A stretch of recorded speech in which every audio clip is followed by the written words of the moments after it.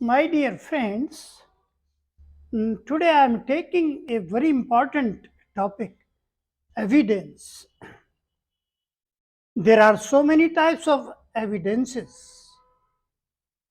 For example, oral evidence, hearsay evidence, primary evidence, documentary evidence, etc.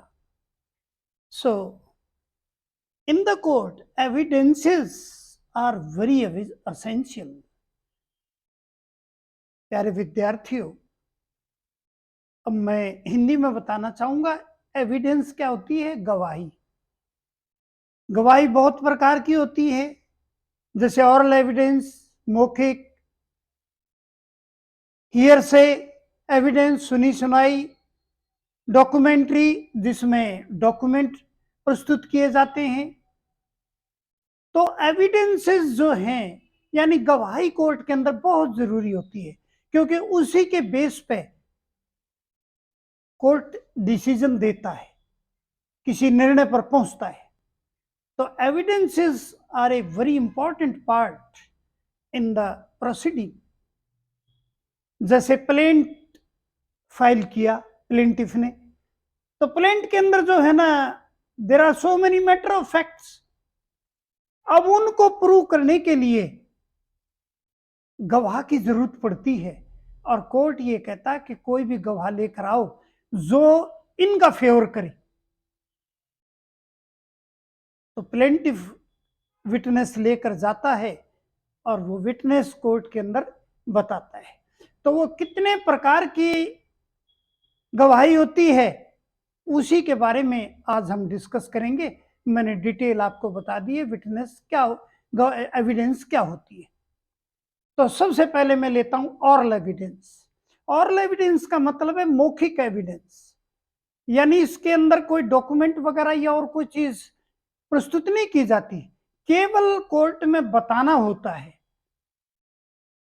जैसे जज direct करे, उसे परमिट करे, और मैटर ऑफ फैक्ट्स के बारे में जो रिक्वायरमेंट है उसको बताना होगा, ये कोर्ट उसे परमिट करता है, और इसके अलावा उसे कुछ नहीं बताना होता है। तो oral evidence, my dear friend, definition of oral evidence under section 3, the first part of this provision which defines evidence deals with oral evidence. It says all statement which the court permits or requires to be made before it by witnesses in relation to the matter of facts under inquiry. Such statements are called oral evidence. जैसे मैंने प्यारे विद्यार्थियों या मेरे साथियों, मैंने अभी बताया था ऑरल एविडेंस क्या होता है। यानी विटनेस कोर्ट के अंदर जाता है और विटनेस से वहां पर जो प्लेंट के अंदर जो फैक्ट्स जो दिए हैं, जिसके अगेंस्ट प्लेंटिव जजमेंट चाहता है विटनेस, उनके प्रूफ के लिए गवाही देता है। कोर्ट उसे परमिट करता है कि आप बताइए इन फैक्ट्स के बारे में, और आपको जो है केवल फैक्ट्स को ही बताना होगा, और कोई चीज, केवल कोर्ट की रिक्वायरमेंट यही होती है, फैक्ट्स को बताना होगा, और अन्यथा इधर उधर की बातें नहीं करनी होंगी। तो ये है। और ऑरल एविडेंस क्या होता है, जैसे मैंने बताया कि वो बताएगा, यानी बोलेगा, और कोई यानी डॉक्यूमेंट वगैरह कुछ नहीं देना होता। ऑरल के अंदर उसे बोलना होता है जो रिकॉर्ड कर लिया जाता है। ये है oral evidence. The oral evidence includes the statement of witnesses before the court, which the court either permits or requires them to make. The statement may be made by any method by which the witnesses is capable of making it. साथियों, एक बात और बताता हूं, यानी witnesses जो हैं वहां जाते हैं तो वहां स्टेटमेंट देते हैं, और स्टेटमेंट उन्हीं मैटर ऑफ फैक्ट्स के बारे में देना होता है उसे स्टेटमेंट, और अकॉर्डिंग टू कोर्ट की कंडीशन के हिसाब से देना होता है। लेकिन वो जो स्टेटमेंट हैं वो कई प्रकार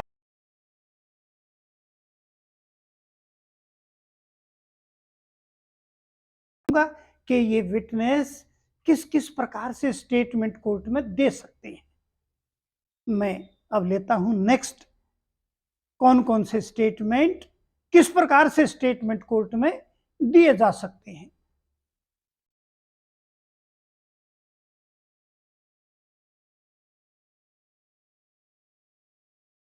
साथियों, जैसे मैंने बताया था कि ऑरल एविडेंस कैसे दी जा सकती है, क्योंकि कई प्रकार के विटनेसेस होती है ना जो बोल नहीं सकते, और कोई रीजन हो सकता है और वो गवाही देना चाहते हैं कोर्ट में, तो वो किस प्रकार से ऑरल एविडेंस दे कोर्ट के अंदर, और जज उनको किन किन तरीकों से परमिट करता है गवाही देने के लिए, वो मैं बता रहा हूं आपको। First, A witnesses who cannot speak may communicate his knowledge of facts to the court by signs or by writing, and in either case it will be regarded as oral evidence।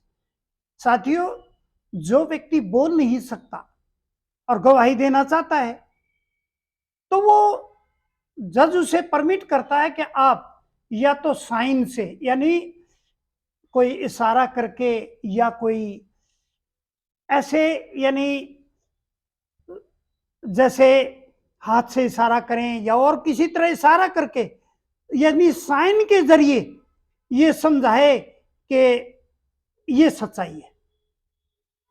जैसे किसी व्यक्ति को बताना है तो हाथ से उसकी तरफ इशारा करे, ये साइंस। या राइटिंग, भाई बोल नहीं सकता तो लिख सकता हो तो लिख के बता दे। तो जो गवाह बोल नहीं सकता उसके दो तरीके बताए, या तो वो साइन से अपनी गवाही दे सकता है या बाय राइटिंग से गवाही दे सकता है, और यदि वो ऐसे करता है तो वो भी ऑरल एविडेंस होगी। एग्जाम्पल देखो, ये इसका एक एग्जाम्पल बताता हूं आपको। ए women was unable to speak because her throat was cut and suggested the name of assailant by the sign of her hand, this is also oral evidence। एक औरत का, यानी झगड़े के अंदर, लड़ाई के अंदर उसका गला काट दिया किसी व्यक्ति ने, और उसने गवाही देनी थी वहां पर,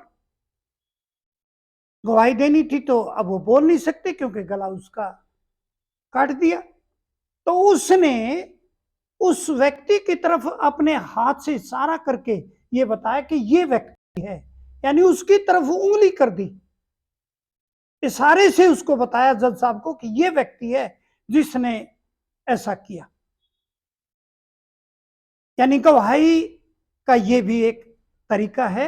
यानी ये साइन, मैंने जैसे बताया ना दो तरीके, राइटिंग और साइन मेथड, तो ये साइंस मेथड है, साइन के द्वारा उसको चिन्हित कर दिया अपने एंड से। तो ये भी क्या है, ये this is also oral evidence. So साथियों,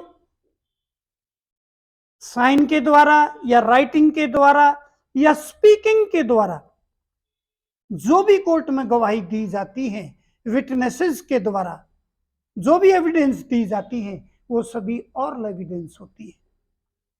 अब इसके बाद next part, oral evidence must be direct.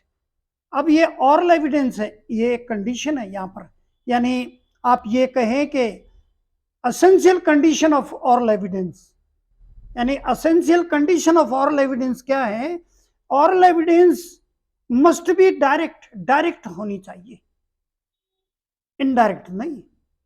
अब इसमें क्या है, अकॉर्डिंग टू सेक्शन 60, ये ऊपर का सेक्शन 3 था, अब ये according to section 60 oral evidence must be in all cases be direct, यानी सभी केसेस के अंदर ऑरल एविडेंस डायरेक्ट होनी चाहिए। ये सेक्शन 60 के अंडर ये बात आती है।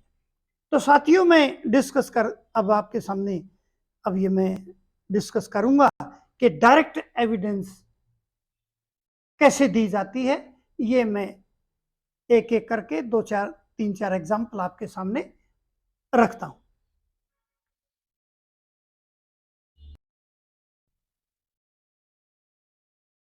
साथियों, जैसे मैंने बताया था कि ऑरल एविडेंस डायरेक्ट कैसे दी जाती है, यानी oral evidence must be direct.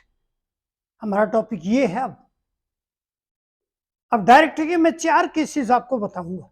First, if it refers to a fact which could be seen, it must be the evidence of a witness who says he saw it.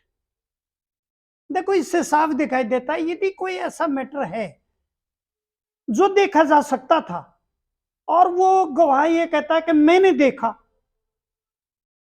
जब ये हुआ तो मैंने देखा, आई वॉज देयर, वो ये कह सकता है कि मैंने इस मैटर को, इस फैक्ट को मैंने स्वयं देखा है, ये कोर्ट में कह सकता है। ये डायरेक्ट तो उसने स्वयं देखा है, किसी की सुनी सुनाई नहीं बोली उसने बात, स्वयं देखा। दूसरा, if it refer to a fact which could be heard, ऐसा मैटर जो यानी सुना जा सकता था और वो व्यक्ति वहां पर था और उसने उस मैटर को सुना और वो कहता हो आई हैव हर्ड इट, यानी who says he heard it, और कोर्ट में कहता कि मैंने सुना इस मैटर को, जब ये हुआ ऐसा तो मैंने इसको सुना वहां पर, मैं आई वॉज देयर और मैंने सुना इस मैटर को, ये भी डायरेक्ट है। Third, if it refers to a fact which could be perceived by any other sense or in any other manner, it must be the evidence of a witness who says he perceived it by the sense or in that manner.